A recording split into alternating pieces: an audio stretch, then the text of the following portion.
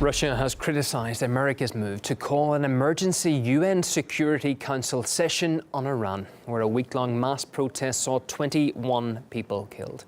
Moscow says the UN shouldn't interfere in what it sees as a strictly internal issue.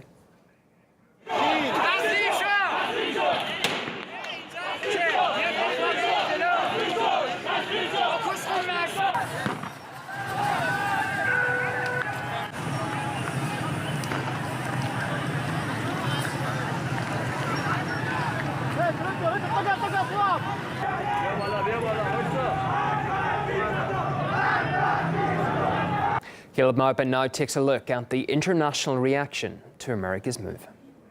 Moscow has criticized Washington for promoting the protests in Iran, saying that they are meddling in Iran's internal affairs and trying to foment unrest.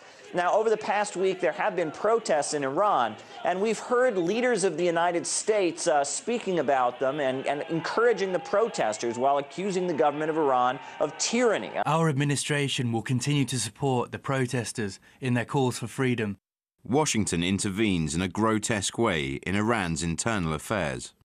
At this point, we've also heard from U.S. allies that have been quite critical of the way U.S. leaders have been responding to events in Iran. The president of France, for example, spoke up and said that this is an issue that Iranians need to handle among themselves. This is not something that international bodies should be intervening in. Il y a aujourd'hui une crise. This is a crisis taking place today in Iran. En Iran. We were right to think that change would not come from outside, but from the Iranian people.